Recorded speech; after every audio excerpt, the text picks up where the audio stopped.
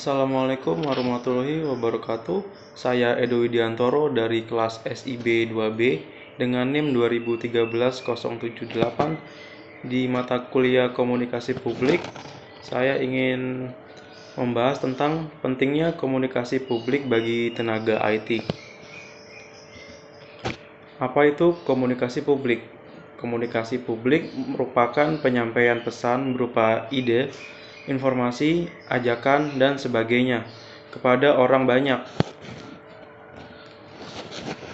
Apa itu tenaga IT?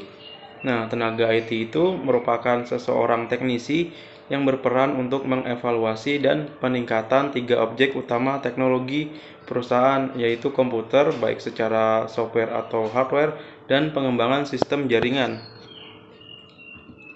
Nah, mengapa komunikasi publik itu penting bagi tenaga IT? Karena untuk membangun suatu kepercayaan antara tenaga IT dan seorang klien, dibutuhkan sebuah komunikasi yang bagus, yang terbuka, dan yang lancar.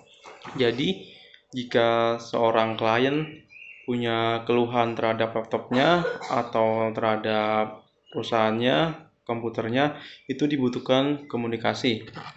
Jadi, si klien bisa konsultasi antara tenaga IT dan kliennya. Lalu, bagaimana cara meningkatkan kemampuan komunikasi publik? Di sini saya buat ada 7 cara. Ini saya buat sendiri, atur sendiri.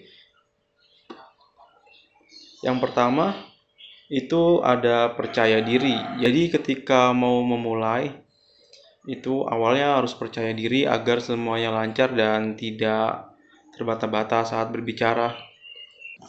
Dan yang kedua, ini ada ketahui lawan bicara. Nah, kenapa sih harus mengetahui lawan bicara? Karena pada saat Anda berbicara dengan seseorang yang lebih muda, yang sepantaran, atau yang lebih dewasa, itu memiliki kepribadian yang berbeda-beda.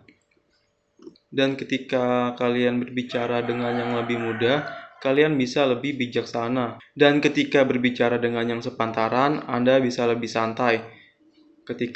Sedangkan ketika berbicara dengan yang lebih dewasa, Anda bisa lebih sopan. Dan yang ketiga ada atur dan pahami materi. Nah, materi ini sangat penting apalagi jika kalian berbicara di lingkungan yang besar, di sebuah publik itu saat sedang membawakan suatu acara, agar yang kalian omongin itu lebih terarah dan teratur. Nah, tapi jika berbicaranya dengan seseorang atau perorangan gitu ya, materi itu tergantung lagi tujuannya buat apa. Jika untuk bisnis atau membahas sesuatu, nah itu juga penting agar lebih terarah. Tapi jika tujuannya sekedar bersenang-senang, have fun bareng teman gitu, materi ini menurut saya tidak terlalu penting. Dan yang keempat di sini ada sering latihan.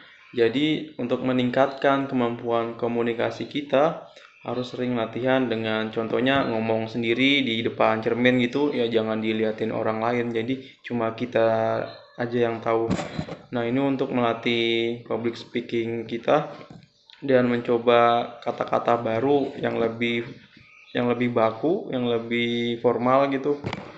Nah, dan yang kelima, atur intonasi saat berbicara. Kenapa harus mengatur intonasi? Karena intonasi atau nada berbicara itu bisa mencerminkan kita ngomongnya lagi marah, lagi seneng, atau lagi sedih gitu. Karena intonasi atau nada berbicara sangat mempengaruhi. Dan yang keenam, gunakan bahasa yang mudah dipahami. Lalu bisa sisipkan humor. Nah, itu juga tergantung dengan topik dan audiens. Jika pokok pembicaraannya membahas sesuatu yang penting, ya jangan dipakai itu, jangan disisipkan humor karena sangat tidak sopan dan jelek sekali nanti hasilnya. Tapi kalau konsepnya kayak stand up comedy gitu ya tentu pakai humor. Atau kita sekedar ngobrol bersama teman-teman sekolah, teman-teman kampus, teman-teman kantor kan, ya itu wajib pakai humor biar pembicaranya menjadi lebih cair dan nanti bisa dimasuki lagi oleh rekan-rekan dan pembicaranya itu biar semakin seru gitu. Oke, dan yang ketujuh, jadi diri sendiri. Nah, di poin ketujuh ini kalian harus ya jadi diri sendiri, tidak usah mengikuti gaya berbicara orang lain, intonasi orang lain, karena menurut saya setiap orang mempunyai ciri khas tersendirinya. Jadi ya biar lebih unik gitu aja. Oke, terima kasih banyak. Saya akhiri presentasi kali ini. Assalamualaikum warahmatullahi wabarakatuh. Dadah.